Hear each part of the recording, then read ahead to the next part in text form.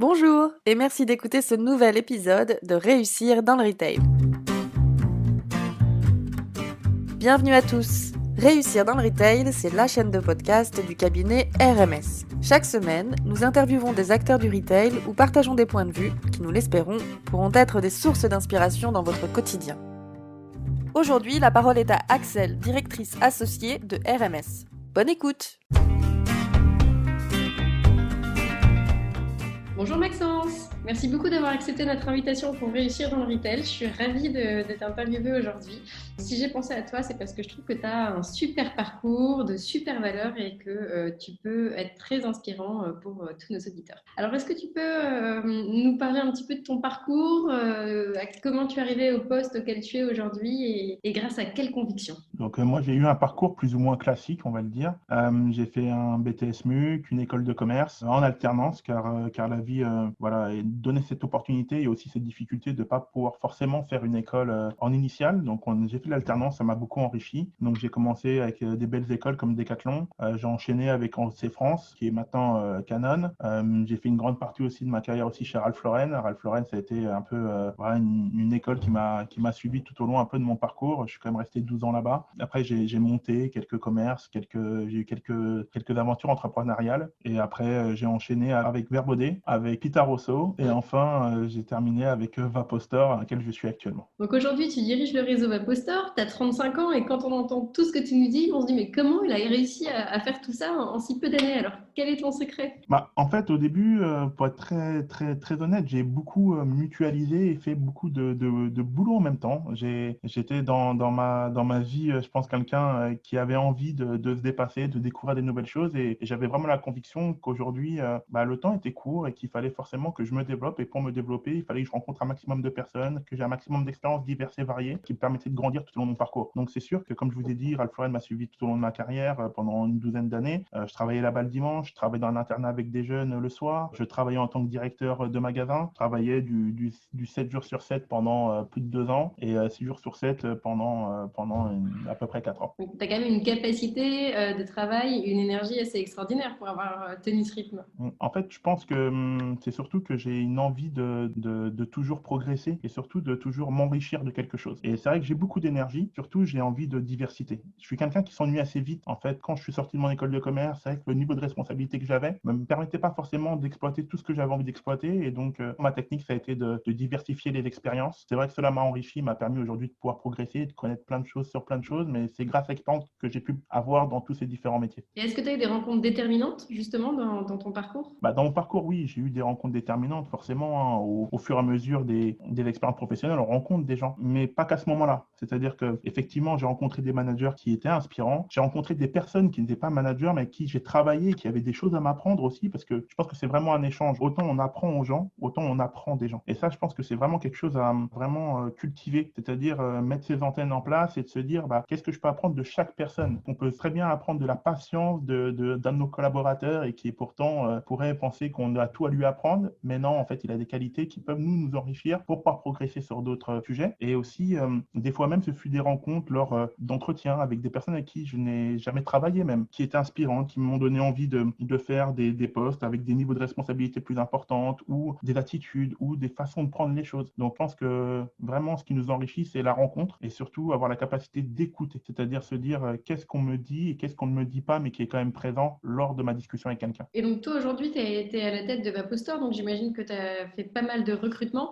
Est-ce que tu es à la recherche de ces qualités-là dans les profils que tu recrutes, de ces soft skills? Alors, nous, aujourd'hui, chez Vapostor, l'important dans les recrutements, c'est aussi de savoir écouter. Pourquoi? Parce que tout simplement, on est dans un métier assez jeune. Donc, aller chercher des profils expérimentés depuis 10, 15 ans qui maîtriseront notre métier, tout simplement, ces profils n'existent pas. Aujourd'hui, nos meilleurs conseillers, nos meilleurs directeurs, nos meilleurs gérants ont des personnes qui ont des activités tout à fait différentes à la base. On peut avoir des gens qui étaient dans le commerce de détail, on a des gens qui étaient dans l'assurance, on a des gens qui étaient déjà chefs d'entreprise, on a des gens qui étaient étudiants. Cette richesse que nous apporte cette diversité de profils, skills, il faut aussi savoir la manager. C'est-à-dire qu'effectivement, c'est bien d'avoir des profils divers et variés, mais il est important de savoir aussi en retirer les bons éléments pour progresser et pas se retrouver dans un fouillis. Et l'important pour nous, c'est de savoir écouter ce qui ne se dit pas, voir les soft skills, voir vraiment les points de détail qui feront progresser notre société, nos magasins, nos collaborateurs. Alors, c'est super intéressant ce que tu nous dis. Tu dis qu'un bon recruteur, c'est un recruteur qui est vraiment à l'écoute et qui va chercher les soft skills. Et du coup, quand tu recrutes des managers, qu'est-ce que tu cherches d'eux? Qu'est-ce que tu attends? En fait, il y a plusieurs choses. Déjà, il y a un tempérament. Aujourd'hui, un bon manager, pour moi, c'est quelqu'un qui va savoir allier effectivement le savoir-être, le savoir-faire. Mais qu'est-ce que ça veut dire? Derrière ces mots, il y a aussi du sens. C'est savoir écouter son équipe, vouloir la faire progresser. Se dire qu'aujourd'hui, ça peut ne pas aller, mais avoir toujours un tempérament résilient. Avoir aussi de la qualité en opérationnel. Et ça, c'est important pour nous d'avoir ces qualités qui soient existantes dans les profils que nous allons former. Parce qu'effectivement, nous allons les former. Mais il faut que ces qualités soient là, soient déjà présentes. Parce que sans ces qualités-là, il est difficile de pouvoir pousser plus loin. Il est important de savoir écouter, de sentir les traits de caractère, de sentir la psychologie de chaque personne que nous rencontrons pour pouvoir se dire demain, cette personne-là peut être un manager comme on l'attend chez Vapostor. Donc, ce que tu dis finalement, c'est que toutes ces qualités et la projection que tu fais en termes de potentiel lié à du comportement, c'est plus important presque pour toi que la vraie expertise technique, que le savoir-faire. Oui, parce que je pense que dans tous les métiers que j'ai fait, je pense que l'expertise technique, elle s'apprend. J'ai travaillé chez Verbaudet dans le bébé, je ne savais pas monter une poussette. J'ai travaillé dans la chaussure chez Pita Rousseau, je ne savais pas ce que c'était forcément, pas plus que ça. On arrive chez Ralph Lauren, première fois, on doit plier une chemise, découvrir ce que c'est, cet univers. Je pense qu'aujourd'hui, quelqu'un qui a déjà de l'appétence à apprendre, à se dépasser, à avoir un comportement exigeant et bienveillant vis-à-vis de lui-même, vis-à-vis de ses collaborateurs, c'est quelqu'un qui va pouvoir apprendre le produit. Ce qui est important, c'est surtout d'avoir cette volonté de toujours se dépasser et surtout de travailler en collaboration. Il faut vraiment qu'un manager, pour nous, il ait cette attitude de se dire, j'ai conscience qu'aujourd'hui, j'ai une pyramide devant moi et que je vais aider des personnes à atteindre leur objectif qui est le haut de la pyramide. Le but aujourd'hui, c'est de construire un parcours qui va permettre aux gens d'atteindre leur objectif. Et si un manager sait communiquer ça, en fait, les équipes le suivent. Et un manager, je pense que plus que le contraire, un manager doit travailler pour ses équipes. Et ça, aujourd'hui, pour nous, c'est très important. Donc, il a un niveau d'exigence au service de l'objectif commun et comme il donne du sens, ses équipes le comprennent et le suivent. Exactement. Surtout, il donne du sens de façon aussi individualisée. Je pense qu'on a beaucoup parlé d'ubérisation à plein de niveaux, mais je pense qu'il faut aussi voir dans l'ubérisation quelque chose aussi de positif, c'est l'ubérisation de la pensée. C'est-à-dire que c'était surtout le fait que les gens étaient en perte de sens dans certaines activités. Ils se sont dit, je vais être indépendant. Moi-même, je vais créer le sens de mon activité. J'ai envie de savoir pourquoi je me lève le matin. Et je pense qu'aujourd'hui, nos collaborateurs, comme nos managers, ils doivent avoir un peu ça en tête. C'est de se dire, je travaille dans un groupe, mais j'ai du sens et je sais pourquoi je me lève le matin. Et ça, c'est important de retrouver ça parce que c'est ça qui a fait que les sociétés, des fois, n'avancent pas parce qu'il n'y avait pas de sens commun. Alors, tu es passé par plein de sociétés, justement, par plein d'univers. Tu as beaucoup de recul sur le retail aujourd'hui. Si tu devais te projeter, comment est-ce que tu imagines le retail de demain? Je pense que le retail de demain, il va avoir plusieurs façons de se développer. C'est que effectivement, il est indéniable que Internet prend un pas de plus en plus important sur les business models de chacun. Mais je pense qu'il y a quelque chose qu'on voit moins, c'est le retour à l'expérience physique en magasin qui se fait de plus en plus. On remarque bien que des magasins ou que des sites Internet comme Amazon, comme autres, pour ne citer que, se retrouvent à un moment bloqués à l'expérience client qui doit se faire en point de vente parce qu'à un moment, avoir quelqu'un d'expert. On pourra mettre tous les systèmes aujourd'hui sur Internet, la confiance de quelqu'un qui connaît le produit, qui est en face de vous, s'engage avec vous. Ça, aujourd'hui, on ne peut pas le retrouver sur Internet. L'engagement. Et aujourd'hui, je pense qu'il est important de comprendre que le monde, il a changé. Aujourd'hui, la vie est de plus en plus difficile. Et je pense que ceux qui ont un discours de retail qui n'est que sur l'expérience du client, ils oublient quelque chose d'important. C'est qu'un euro est un euro. Quelqu'un qui va dépenser un euro dans notre magasin, il a besoin de plus que de l'entertainment. Il a besoin aussi d'engagement de notre part. Se dire, aujourd'hui, je te prends ton euro, tu vas le dépenser dans mon point de vente, mais derrière, moi, je te donne une garantie de confiance et d'engagement sur le long terme. On s'engage ensemble avec notre client. Et comment t'emmènes tes équipes vers ça, vers cet engagement? Comment tu le mets en place? Parce que je crois que chez Vapostor, vous avez aussi votre propre école de formation. Tout à Vous fait. faites plein de choses. Donc aujourd'hui, chez nous, il y a plusieurs choses. Il y a une formation forcément initiale qui permet à nos collaborateurs de s'inclure dans le projet Vapostor et de mieux le comprendre. Et il y a aussi le côté, le travail plus que de la satisfaction client, de l'enchantement client. Qu'est-ce qu'on entend par là? C'est de mieux en mieux comprendre notre client et de se dire qu'il y a aussi un caractère psychologique à une vente. Aujourd'hui, les gens disent, je vais donner le bon produit au bon moment et ça y est, le client est content. On peut donner le bon produit au bon client, mais que ce client ait une expérience qui soit quand même désagréable car on n'aura pas compris ses besoins sociaux. Il y a des choses qui s'appellent les ICO, l'inclusion, le contrôle, l'ouverture, tous ces marqueurs forts qui vont nous permettre de mieux comprendre les besoins de nos clients. Si on met notre petites antennes dehors, comme j'aime dire, on va remarquer que notre client il a besoin d'inclusion. C'est-à-dire qu'il y aura des clients qui vont nous dire non, je vais juste regarder, et des clients qui vont être désireux d'avoir du conseil, de se sentir inclus dans la boutique. Bonjour, comment allez-vous? Et ça, il faut savoir le comprendre, l'entendre et le donner le bon niveau pour chaque client. C'est ça qui est important. C'est-à-dire qu'un client aujourd'hui peut arriver dans d'autres magasins et avoir un niveau de contrôle, par exemple, pour passer au C d'ICO à 7. Pourquoi? Parce qu'il vient de sortir du boulot, que ce soit une femme ou un homme, il y a chacun sa vie personnelle. Et cette personne-là, demain, si on ne lui donne pas d'abord le bon produit avant de lui conseiller, on va le perdre dans la vente, tout simplement. Parce que cette personne-là, aujourd'hui, il a une peur, c'est sa capacité à choisir pour lui-même. Aujourd'hui, il a un laps de temps qui est court, il a déjà regardé le produit. Nous, on sait que c'est peut-être pas le bon produit. Mais si on ne lui donne pas d'abord son produit avant de le conseiller, c'est une personne qu'on va perdre, qui va dire vous n'avez pas le bon produit, attendez, je vais ailleurs. Et ça, aujourd'hui, il faut être en capacité de savoir faire plus que de répondre aux besoins du client, c'est l'anticiper et surtout de prévoir peut-être ses attentes futures. Et tout ça, ça passe justement par cette écoute un peu plus personnelle, un peu plus inclusive, un peu plus psychologique. Et pour terminer avec le O d'ICO, c'est tout simplement une capacité à partager une émotion sincère. Aujourd'hui, le client, il a envie que la personne qui est en face de lui puisse lui dire oui, j'ai testé le produit, oui, j'en ai vu les forces, j'en ai vu les faiblesses, mais je le connais. C'est très important. Et je pense que tous ces facteurs-là, ils répondent à la question précédente qui est comment va évoluer le marché. Le marché va évoluer de deux façons. Une partie totale digitalisation, parce qu'il y a une génération et un monde qui bouge, et une partie où cette digitalisation sera obligée de s'appuyer sur des points de vente physiques ou sur des moments, en tout cas, où ils seront à la rencontre de leurs clients, que ce soit pendant des salons ou peut-être dans d'autres choses qui vont avancer dans le futur. Hyper intéressant, merci beaucoup. Du coup, tu disais qu'en ce moment, c'était un petit peu compliqué, le contexte. Tu parlais du contexte financier, il y a le contexte économique, le contexte sanitaire, etc.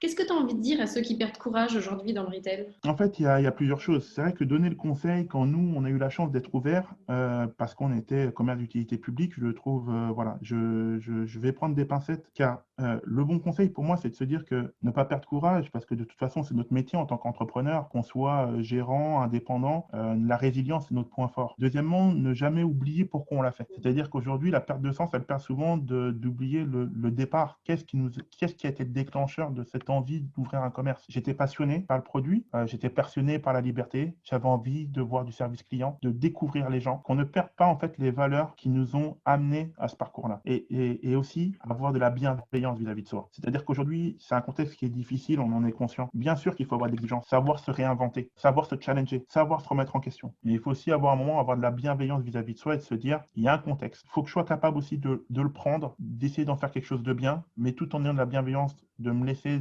le temps de faire la transition. Donc être un peu moins dur avec soi et toujours rester dans quelque chose de très concret. Donc, bienveillance, ça veut dire aussi accepter de se planter, parce que quand on a préparé ce podcast, tu m'as dit oui, mais alors moi, on me prend pour quelqu'un d'hyper successful, j'ai l'impression que je réussis tout ce que j'entreprends, mais si les gens savaient à quel point je m'étais plantée de temps en temps, mais ma force, ça a été de me relever. Donc est-ce que bienveillance, c'est aussi ça, c'est de se dire bon, ok, là je me suis plantée, mais c'est pas grave, je continue à avancer et la fois d'après, je réussirai? Je pense que pour arriver à un produit final, on a à chaque fois 1000 ébauches. Et je pense qu'aujourd'hui, on parle beaucoup d'optimisation de chacun, de soi. C'est un peu le mot à la mode, mais la réalité, c'est qu'aussi, pour s'optimiser soi, il y a aussi 1000 échecs. C'est-à-dire, il y a 1000 projets qui n'ont pas été démarrés, 1000 projets qui ont été démarrés, qui n'ont pas été finalisés, 1000 projets qui ont été démarrés, finalisés et jamais aboutis. Tout ça, ça fait un projet un jour qui est sorti, qui a réussi. Et aujourd'hui, ce parcours d'entrepreneur, faut en être fier parce que moi-même, à des moments, je suis très dur avec moi. En fait, c'est vrai qu'on apprend toujours de toutes ces expériences, pas ratées, mais en fait, ces expériences diverses qui nous ont apporté à un moment une pierre de notre édifice final. Parce que si on reprend souvent les projets qui ont marché, ils sont juste l'assemblage de 1000 projets qui ont loupé. Et ça, faut en être conscient. Parce qu'en fait, c'est tout ça qui va nous enrichir et qui va nous permettre de dire ah, là, par contre, cette fois, je vais pas le faire. Et ça, il faut être conscient de ça. Que ce soit aussi bien dans les études, professionnellement. Je pense qu'on est dans un monde où aujourd'hui, les gens, ils ont besoin de se dépasser. Effectivement, il y a beaucoup de concurrence. Des fois, on a le bon produit, le bon projet, au bon moment, mais il ne rencontre pas la bonne cible, simplement. Tout n'est pas de notre faute, mais nous, je pense qu'on a une obligation de moyens. Il faut qu'on se donne les moyens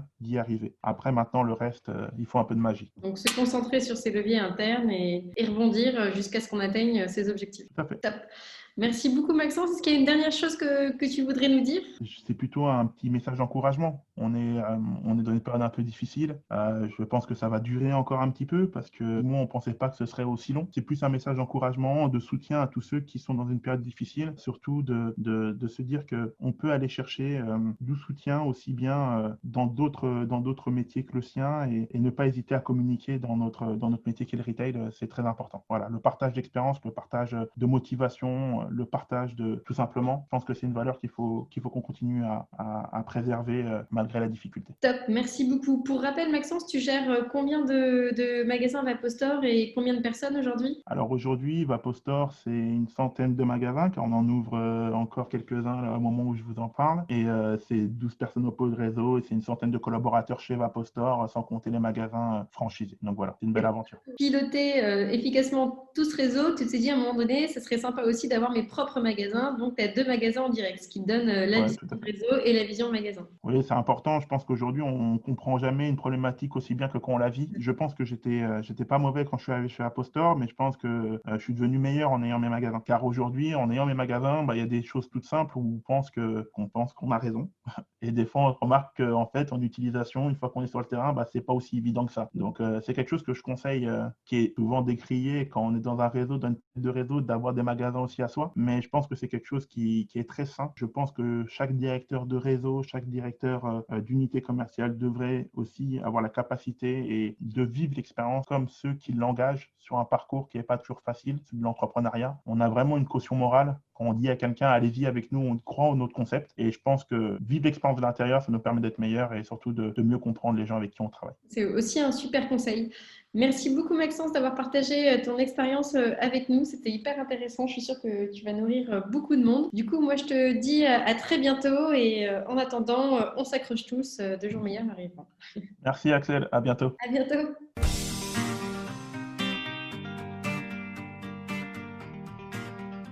Merci d'avoir écouté cet épisode de Réussir dans le Retail. Nous espérons qu'il vous a plu et qu'il vous a donné des idées. Réussir dans le Retail est diffusé sur SoundCloud, Apple Podcasts, mais aussi sur le compte Instagram de RMS, Retail Management Service. N'hésitez pas à nous laisser un commentaire, vos impressions nous intéressent pour améliorer notre format. Vous pouvez aussi nous proposer des sujets à traiter ou des personnalités à interviewer. Si vous voulez soutenir notre chaîne Réussir dans le Retail, partagez ce podcast et parlez-en autour de vous. Un grand merci à Aurélia pour la musique. Vous pouvez écouter son album intitulé Blue Inside sur YouTube.